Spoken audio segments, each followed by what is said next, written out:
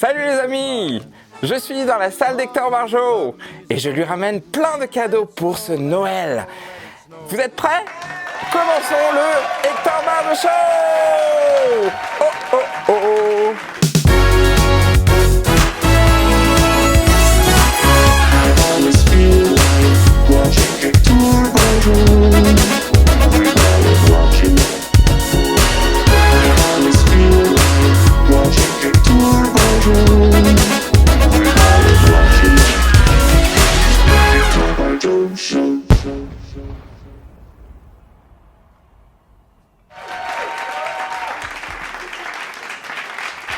Merci.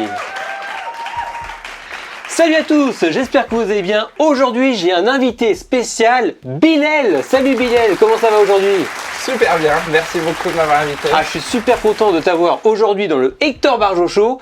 Comme je vous dis souvent, il y a beaucoup d'objets que je n'ai pas dans ma collection, il me manque beaucoup de choses. Et aujourd'hui, eh bien, Bilal va jouer un peu les Pères Noël. Il nous a ramené plein de collectors incroyables, des trucs super rares. Un petit peu. Ah oui, si, j'ai vu, il y a du lourd. Alors, est-ce que tu peux déjà te présenter rapidement, Bilal? Oui, je m'appelle Bilal, donc. Je suis fan depuis 88. Et en fait, on vient de dire que je m'appelais Bilal, mais en maternelle, enfin pas en maternelle, en primaire, on chantait tout le temps Bilit, parce que le son ressemble à Bilal. Ah oui, d'accord. Donc du coup, depuis toujours, j'ai eu une connexion, mais 88, lors du passage en France de Michael pour le Bad Tour, il y a eu vraiment une étincelle qui est toujours forte en moi et la passion sera toujours ici. Ah, c'est super. Et alors donc du coup, tu t'es mis à collectionner comment? Enfin, depuis quand à peu près? Depuis cette période. Donc à l'époque, c'était Another Part of Me, qui était le single en France. Et donc ça commence par des 45 tours, après des maxi 45 tours, après des albums, après des promos, et on découvre plein de choses. Et c'est vraiment encore aujourd'hui des découvertes qui font que c'est un émerveillement de continuer les collections. Ah, c'est vrai qu'on en découvre tous les jours, c'est ce que je dis toujours. On découvre des nouveaux collectors toutes les semaines, c'est vraiment... C'est fou. Moi je pense avoir fait le tour et au final il y en a toujours inconnus. Voilà, super. Et alors pour finir, est-ce que tu as une petite anecdote ou une petite histoire à nous raconter vis-à-vis de Michael, ou comment tu l'as suivi ou... Non, en fait c'est pas une anecdote, mais c'est je suis très content d'avoir pu être allé au 30e anniversaire de sa carrière à New York, même si c'était donc le 10 septembre 2001. Même si juste après il s'est passé ce qui s'est passé, mais ça restera vraiment un grand moment d'avoir pu être au dernier concert avec les Jacksons. Ah ouais, vraiment ça devait être vraiment quelque chose d'énorme, ouais, ça c'est clair. Bon allez, maintenant les collectors. Alors qu'est-ce que tu nous as amené? Fais-moi un peu rêver, parce que là j'en peux plus, je suis hyper excité. On commence par les États-Unis, puisqu'on vient d'en parler. Ah oui, allez, les États-Unis. Les États-Unis. Allons-y. J'ai cette petite cassette pour toi. Waouh! Donc j'avais déjà vu ces cassettes dans les livres Ultimate Collector Book, mais jamais en vrai. Incroyable. Donc la cassette In-Store Play américaine promotionnelle. Double cassette. Donc ça c'est quand même quelque chose d'assez incroyable. Donc c'était bien les cassettes qui étaient utilisées pour faire écouter l'album, c'est ça? Dans la boutique, théoriquement, pour faire découvrir l'album. À une époque où il n'y avait pas encore des CD partout, il y avait encore certaines boutiques qui étaient sûrement équipées de lecteurs cassettes. Donc ça c'est vraiment quelque chose d'incroyable. Tu crois qu'il y en a eu beaucoup d'exemplaires de cette cassette? Je pense que 95% de la production a été fait en CD à l'époque, et peut-être moins de 5% c'était sur cette cassette. C'est pour ça que le CD est beaucoup plus facile à trouver. Incroyable. Donc petit prix estimatif, tu crois qu'on va se lancer là-dedans ou 400 €? Ah oui, quand même. Donc ça, c'est quelque chose d'incroyable que j'aurai peut-être un jour. Voilà, si vous voulez me faire un cadeau, on ne sait pas. Peut-être que Bilal va me laisser des petits cadeaux à la fin, ou peut-être qu'il va pas ressortir vivant d'ici. On ne sait pas. Où est mon déguisement de Père Noël? Ouais.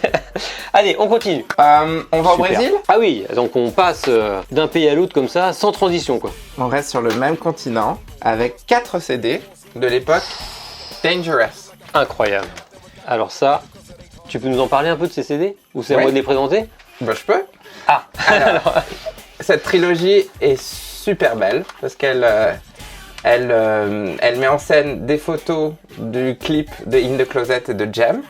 Et en fait, elle existe en vinyle ainsi qu'en CD. On les a déjà Ah bah ici. oui. Tiens, on va pouvoir en montrer au moins un.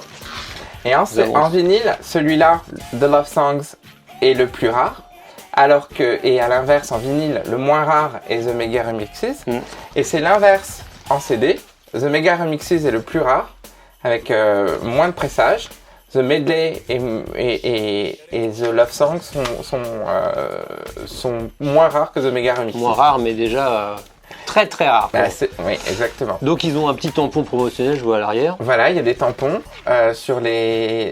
derrière, comme souvent au Brésil. Et celui-là, The Medley, est sympa puisqu'il a des mix inédits, enfin deux medley inédits. Un qui s'appelle The New Jack Medley, qui est avec uniquement des titres de Dangerous. Et un autre qui s'appelle Back to the Past Medley, qui est plus avec des tubes de Michael. Incroyable, vraiment voilà. Très très joli.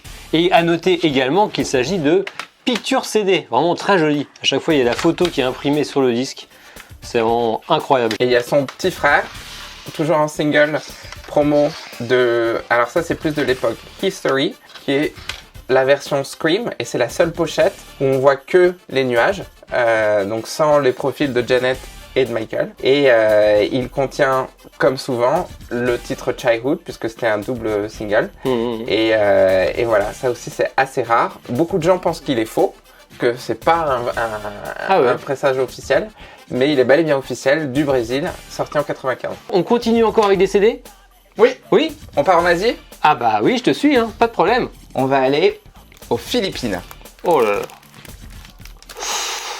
Ah mais tu me le poses comme ça, sans rien me dire et tout, sans rien m'expliquer. Tu veux que j'ai une crise cardiaque ? Ça, c'est vraiment un disque que je rêverais d'avoir. Je peux ouvrir le Bien petit... sûr. Donc ça, ce disque, je l'avais vu, j'avais vu des photos quand j'ai fait le Ultimate Collector Book volume, j'ai un doute, volume History, puisque c'est pour History. Donc nous avons la pochette de Jam, donc ça c'est quand même assez sympa parce que c'est pas du tout la même période. Et donc c'est le History Life Size Promo CD. Donc il existe en mexicain. Il existe en américain. Voilà. Il y a eu également ce pressage. Donc la pochette est inédite. Et ce qui est évidemment, c'est écrit qu'il vient des Philippines sur le label. Ça, c'est vraiment très très fort. Oui, donc le pressage américain est quand même c'est le plus simple à trouver, je pense. Après le mexicain. Et celui-là, c'est vraiment le plus compliqué. Vraiment incroyable, vraiment très très fort. Donc ça, pareil, un petit prix estimatif si on devait... 1000 euros. Bon voilà, 1000 euros, c'est bon. Est-ce que tu voudrais aller en Allemagne? On décolle? Ah bah oui, allez. Le Père Noël, il va à la vitesse éclair. Ah oui, alors on passe de ça à l'Allemagne. Bon alors, attention, mais prépare-moi psychologiquement, parce que je vais vraiment faire... Non, là non, ça va aller. C'est plus... Ah, c'est moi. Plus calme. Ah, allons-y. Mais c'est assez drôle, parce que cette pochette, est-ce que tu la connais? Oui, je l'ai déjà aperçue, pareil, je l'avais jamais vue en vrai. Alors vas-y, explique-nous. C'est une pochette pas du tout avec Michael. Qu'est-ce que c'est? Mais cette pochette, en fait, vient d'Allemagne de l'Est, avant la chute de Berlin. Il existe Thriller et Bad, qui ont été pressés chez Omega, donc le label d'Allemagne de l'Est. Et Bad est beaucoup plus rare que Thriller. Incroyable. Et c'est écrit en allemand. Incroyable, le label et tout, vraiment très joli. Alors ça, c'est quelque chose, franchement, c'est historique, on peut même dire, avant la chute du mur. C'était juste avant, ouais. Et ça te fait penser à quoi? Qu'est-ce que vous voyez? J'ai l'impression d'être chez le psy, tu sais. Qu'est-ce que vous voyez? Vous voyez Michael? Alors moi, je vois Michael, ouais. Ah oui, il voit Michael partout. Allez, on continue. Est-ce que tu aimerais aller au Japon? Eh ben, ah oui, alors le Japon, je rêverais d'aller au Japon. D'ailleurs, je sais que tu as vécu quelques années au Japon. Oui, 7 ans. Et alors, est-ce que c'est comme on dit? Les Japonais sont sympas? Ah oui, c'est un pays magnifique, les gens sont accueillants, beaucoup de respect, une discipline incroyable et j'en garde un souvenir extraordinaire en espérant y retourner très bientôt. Ah ouais, c'est clair. Et sans parler des collecteurs japonais, qui sont à mes yeux les meilleurs. C'est le paradis, c'est le paradis du collectionneur. Si vous avez l'occasion, allez-y, vraiment. Ok, alors on y va. Pour ça, je vous ai ramené une petite vidéo. Une VHS, Pepsi, là voilà, c'est pour toi. Voilà, alors c'est pareil, alors ça c'est une cassette que je n'ai jamais vue, je ne sais pas du tout ce que c'est, tu vois. Alors, elle est promo, et et dedans il y a des pubs, donc il y a Michael, sur la pub avec Billie Jean Street. Et je crois qu'il y a également Lionel Richie et Tina Turner. Ouais, je vois ici. Vraiment incroyable. Tu l'as visionné cette vidéo encore ou Non. Il y a, comme beaucoup de mes CD, beaucoup de mes VHS, beaucoup de mes... je n'écoute pas, je ne... Ah mais ça c'est quelque chose qu'il faudrait visionner. On ne sait pas du tout ce qu'il y a en fait dessus. Si ça se trouve c'est un truc de dingue. Je pense que... Alors, c'est écrit ici. Concert. Je me suis trompé, c'est pas Street, c'est concert. Donc c'est la deuxième pub de Pepsi de 84 ou 83 avec les Jacksons. Donc incroyable. Je pense que c'est là-dedans, il y a la pub concert. Incroyable, franchement. Voilà. Dites-moi chez vous si vous avez déjà vu cette vidéo. Moi, jamais. On continue avec le Japon encore une fois ou pas? Alors, il y a un lien avec le Japon, mais c'est américain. Donc c'est en fait une violoniste qui s'appelle Sugiyama et qui a travaillé sur les arrangements de la chanson Elizabeth I Love You qui avait été faite pour Elizabeth Taylor. Et donc voilà le CD. Incroyable. Alors ça, j'avais déjà vu ce CD. Donc c'est le seul CD où il y a la version studio de cette chanson. Donc ça, c'est vraiment très très fort. Alors ça, c'est cool parce que c'est vraiment un collector qui apporte du contenu. Parce que souvent, il y a plein de gens qui disent souvent t'es collector, il n'y a pas de contenu. Mais alors ça, c'est vraiment un CD vraiment très intéressant. Et donc facile à trouver ou... Facile à trouver? Non. Facile à trouver. Il m'a fallu plus de 10 ans. Ah oui, plus de 10 ans, mais il a été quand même fait en plusieurs exemplaires. Il y a quand même un gros tirage, tu penses ou... Non, alors ce qui est bien, c'est que ce n'est pas un CDR, mais que ça a été c'est un CD un peu pour se vendre, pour que l'artiste se vende auprès. C'est comme un portfolio, et c'est son agent qui l'a distribué pour avoir d'autres contrats à Hollywood avec d'autres artistes. Donc je pense que ça a été tiré à peut-être 200 exemplaires maximum. Ah ouais, c'est quand même quelque chose. Eh bien, super. Bah, on ira l'écouter juste après la vidéo. Hein Ok? Oui. Allez, on continue. Et si on allait au Mexique? Ah, mais j'adore le Mexique. D'ailleurs, je salue mon ami Aldo du Mexique, qui doit peut-être nous regarder. Salut Aldo. Alors, allons tout de suite au Mexique. Vas-y, fais-moi rêver encore. Là, je suis comme un fou. Et au lieu de prendre un CD, on va prendre 2 CD. Oh, incroyable. Allons-y. Attention, qu'est-ce qui nous a ramené encore? Oh là là, ça c'est vraiment très très fort. Alors ça c'est incroyable. Franchement, c'est encore 2 CD que je n'ai pas dans ma collection. Donc tout d'abord, qu'est-ce qu'on va prendre? Bah, de toute façon, tout d'abord, ce sont 2 CD de Zed Donkey Robodos. On ne dirait pas comme ça puisqu'on a la pochette avec Scream de ce côté-là. Mais ce sont bien 2 CD singles Zed Donkey Robodos. Et donc après, la petite particularité, c'est que sur celui-ci, nous avons la version longue du clip. Exactement. Donc voilà, avec Holodoom. Voilà, avec Holodoom. Donc c'est le seul endroit où on peut retrouver cette version. Donc ça, pareil, très limité. Oui. Et compliqué à trouver en bon état aussi. Et d'ailleurs, est-ce que tu as le promo de You Are Not Alone? Je sais qu'il y a aussi un promo brésilien en blanc là comme ça. Alors, ou tu le recherches peut-être? Non, je l'ai. Alors le blanc, il est argentin. Ouais. Ah oui, c'est ça. Et un argentin de Scream, un argentin de You're Not Alone avec Stranger in Moscow et They Don't Care About Us. Et il y en a un que je recherche, avis à tout le monde. Ah. C'est l'argentin de Is This Scary? Donc il est passé il n'y a pas très longtemps, je l'ai raté. C'est pas le bleu, il est bleu. Il est bleu. Ouais, c'est ça. Donc si quelqu'un ça c'est méga rare. Contactez-moi. Bah oui, contactez-le, il n'a rien, il lui manque plein de pièces, c'est comme moi, il n'a rien. Voilà. Est-ce que tu aimerais aller en Australie? Ah ouais, l'Australie. Ça a l'air d'être sympa l'Australie. À part les petites bébêtes, hein. Il paraît qu'il y a plein d'araignées, des trucs un peu... Mais il y a aussi des kangourous, c'est mignon. Ouais, les kangourous, c'est sympa. Allez. Alors allons-y. Voilà un petit CD encore. Ah, superbe. Alors celui-ci, j'aimerais vraiment l'avoir. Je pense que ça, c'est un CD qui pourrait être abordable pour moi au niveau de collection. J'avais déjà présenté dans une précédente vidéo les 3 CD promotionnels australiens pour Blood de couleur. Du single. Voilà, du single. Et là, c'est l'album. C'est le In-Store Play pour le single que en Australie. D'ailleurs, j'ai pas à mémoire qu'il y ait d'autres in-store play, il n'y en a pas eu des masses pour les autres pays, j'en ai pas vu tourner, il n'y a que l'Australien. Oui, je pense aussi. Donc ça c'est vraiment très très fort. Donc dedans vous avez eh bien l'album en entier, d'ailleurs je sais même pas la tracklist, on a carrément l'album en entier. Ah, vraiment très joli. Donc ça c'est encore un CD promo très compliqué à trouver. Est-ce que tu veux aller... Ah, ça y est, il ne me laisse même pas le temps de respirer. Est-ce que tu veux aller? Moi je vais aller partout avec toi là, ça y est, je suis parti là. À la vue c'est assez clair, on irait bien au Costa Rica. Oh là, Costa Rica, là il y a du lourd. Là, ah ouais, là j'adore.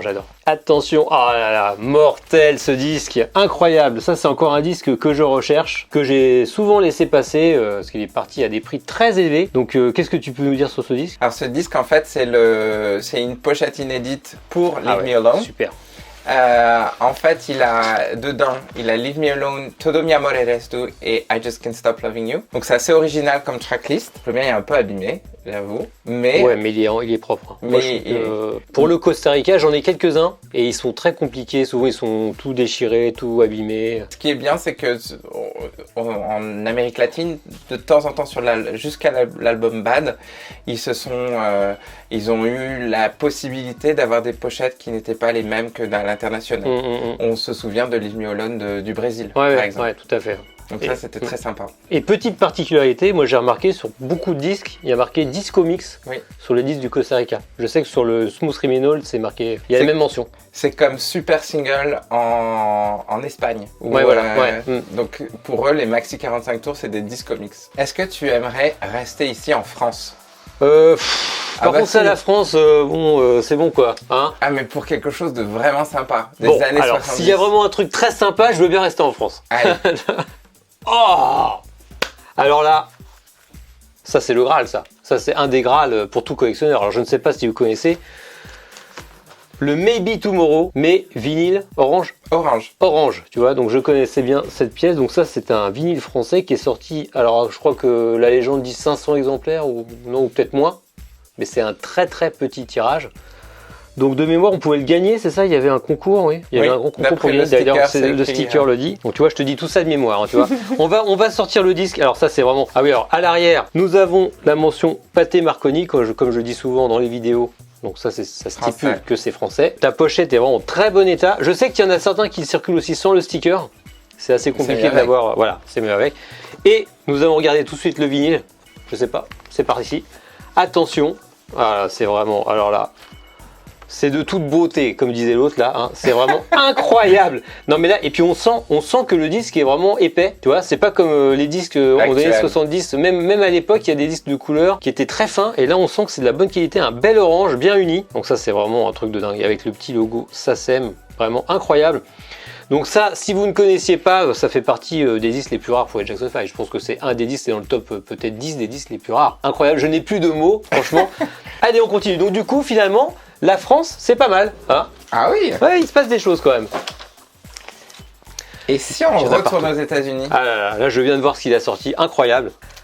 Ah, ça, c'est très beau. Hein. Alors ça, le 45 tours promotionnel de Someone in the Dark. Alors ça, c'est vraiment quelque chose d'incroyable. Pareil, un des 45 tours les plus rares pour Michael. En tout cas, les plus recherchés. Ah oui, très recherché. Histoire. Très recherché. Donc vas-y. Je n'ose pas le sortir. Tu peux. Ah oui. Il est là. Non mais j'ai peur quand même. Donc derrière, incroyable. Il y a la pochette. Superbe, franchement, très joli. Donc pour ceux qui ne savent pas, tout le monde connaît l'histoire, que Michael avait fait une musique pour le film E.T. et puis pour des raisons de contrat, il a dû tout annuler au dernier moment. Donc le coffret E.T. est parti à la destruction, enfin c'est la légende qui le dit. Et puis du coup, il y avait eu aussi ce 45 tours promo américain qui était sorti, qui a été aussi totalement détruit. Voilà, il y a eu une bataille juridique entre MCA et CBS à l'époque. Ce qui fait qu'ils ont dû détruire au pilon l'intégralité de Someone in the Dark parce qu'il était en contradiction avec la sortie prochaine de Thriller. Tout à fait. Alors on continue notre petit tour du monde? On y va. Allez, vas-y, je te suis. Qu'est-ce qu'on a maintenant? On n'est pas encore allé en Angleterre. Ah non, pas encore. L'Angleterre, c'est sympa. Ouais. Allez. Qu'est-ce qui va nous sortir? On va sortir ce Uncut Picture incroyable. Disc.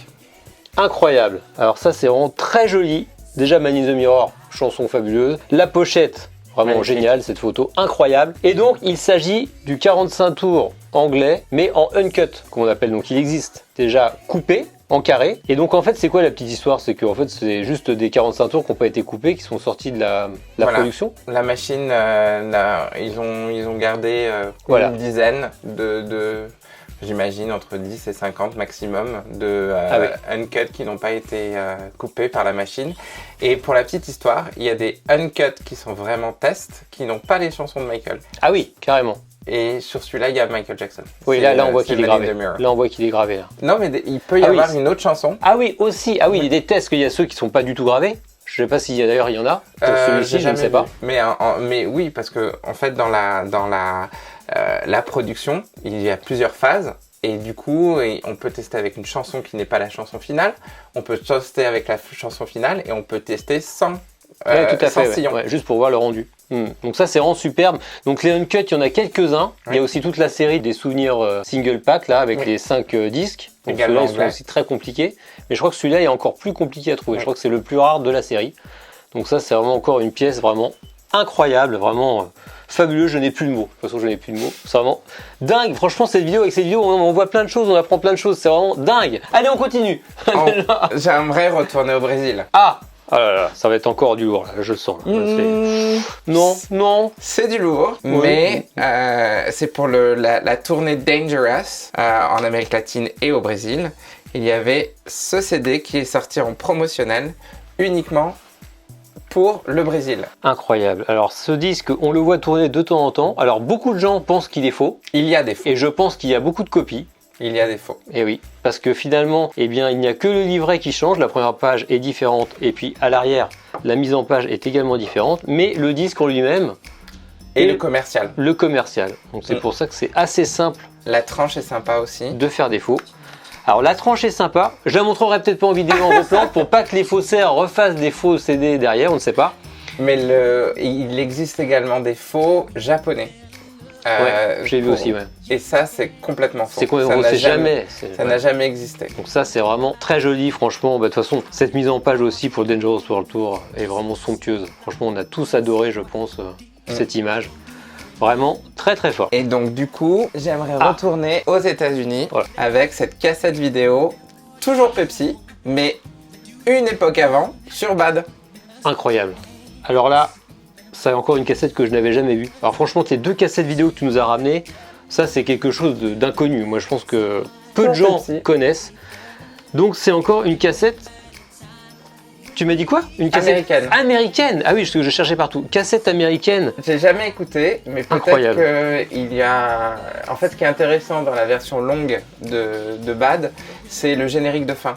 Parce que il y a des ad-libs de Michael. Et peut-être que sur cette vidéo, c'est un petit peu plus long, je ne sais pas. Incroyable. Il faudra l'écouter quand même. C'est pas compliqué de trouver un magnétoscope, quand même. Bon, promis, il va l'écouter. Il faut l'écouter, c'est incroyable. Donc ça, c'est vraiment quelque chose vraiment d'incroyable. Alors ça, c'est tirage hyper limité, quoi. C'est vraiment... Je l'ai vu une fois, je l'ai pris, et voilà. Et voilà, génial. C'est ça la collection.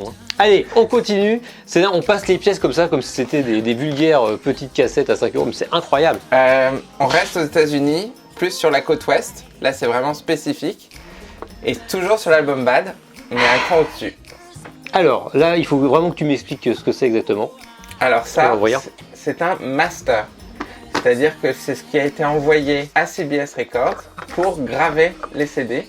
Et avant de graver les CD, c'est pour graver les acétates. Donc les acétates qui existent de Grundmann sont faits à partir de là. D'accord, c'est encore l'étape d'au-dessus. Exactement. Incroyable. Et donc il y a tous les détails avec une fiche technique qui explique donc tout ce qui se passe entre les tracks, quelle est la manière d'enregistrer, le nom de l'ingénieur, la source, et ça a été daté au 25 juillet 1987, donc juste avant la production finale. Vraiment à fond. Ouais. Donc ça c'est vraiment quelque chose, pareil, il y en a très peu d'exemplaires, et puis surtout il faut pouvoir se les procurer, parce que c'est vraiment un réseau très spécial pour avoir ce genre de choses. Oui. Vraiment incroyable, vraiment super. La dernière pièce. Ah, c'est déjà la fin? Ah non, mais moi je m'étais habitué, c'est fabuleux, des collecteurs de dingue qui arrivent comme ça en cascade. La dernière pièce? Bon, vous êtes prêts? Non mais attendez. C'est pas tous les jours Noël. Non mais il faudra faire un volume 2 là, c'est pas possible. Avec plaisir. Oui, il en a encore sous le pied. Alors attention, qu'est-ce que tu nous as ramené pour terminer? Donc la dernière pièce vient également des États-Unis et est faite pour la fondation Yeah, qui a été créée par Eddie Murphy. Et donc la première chanson de son album Love Alright était ce titre, Yeah, qui comportait de nombreux artistes, dont Michael Jackson, Janet Jackson, et Stevie Wonder, Paul McCartney, Babyface, qui ont participé. Et ce coffret a été donné uniquement pour justement, ce n'était pas sorti en single, c'est uniquement pour soutenir la fondation Yeah. Incroyable. Et alors donc ce qu'il y a de bien dans ce coffret, c'est la série de photos. Et je crois qu'il y a une photo avec Michael. Exact. Qu'on ne connaît pas beaucoup, qui n'est pas très connue. À moins qu'elle soit connue, je sais pas. Non, elle n'est pas connue. Elle n'est que sur ce Alors, ces Polaroid. je passe les photos. Il y a des photos avec tout le monde. Paul McCartney, Elton John. Et nous avons la fameuse photo. Vraiment superbe. Avec la coupe un peu à la What's Up With You. Ouais, c'est... D'ailleurs, on sait pas trop. C'était quelle époque exactement? Enfin, quel mois? Tu sais pas à peu près la partie de l'année. On a l'impression que c'est juste avant ou juste après Remember the Time un peu. C'est un peu la même coupe. Ça c'est vraiment encore un petit coffret promo vraiment impossible à trouver. Alors ça c'est du jamais vu. Je pense que là, dites-moi dans les commentaires si vous avez déjà vu. Vous l'avez vu sûrement en photo dans le Ultimate Collector Book. Forcément dedans il y a quasiment tout. Mais franchement de voir ça en vrai comme ça en vidéo, c'est vraiment quelque chose encore d'incroyable. Je le dis tout le temps, incroyable. Et cette chanson est vraiment très sympa. Ouais, la chanson est vraiment très cool. Donc l'avoir, c'est le seul single qui existe. Donc du coup je suis très très content d'avoir pu l'avoir dans ma collection. Ouais, superbe. Yeah. Bon eh bien c'est tout, tu n'as plus rien à nous montrer, c'est fini pour aujourd'hui? Tu veux encore voir? Bah j'aurais bien aimé, je suis un peu, voilà. Je suis un peu déçu. Bon, c'est vrai que là, tu m'as sorti des trucs. Là, je pense qu'après une vidéo comme ça, on peut aller se coucher. Hein. Mais donc, du coup, je sais que tu as un Instagram. On peut voir quelques pièces de ta collection? Oui, sur MJJ Records. D'accord. Donc, sur instagram.com/MJJrecords ou @MJJrecords. Et là, je poste une fois par semaine environ. Voilà, des petits collectors, comme il vient de montrer aujourd'hui. Voilà, c'est très très cool. Bon, mais en tout cas, merci beaucoup d'avoir répondu à mon invitation. Donc, j'espère que cette vidéo vous aura plu. Surtout, n'oubliez pas donc de suivre Bilal sur Instagram, de me suivre également sur Instagram, sur Facebook et sur Twitter. Et je vous dis à bientôt. Salut!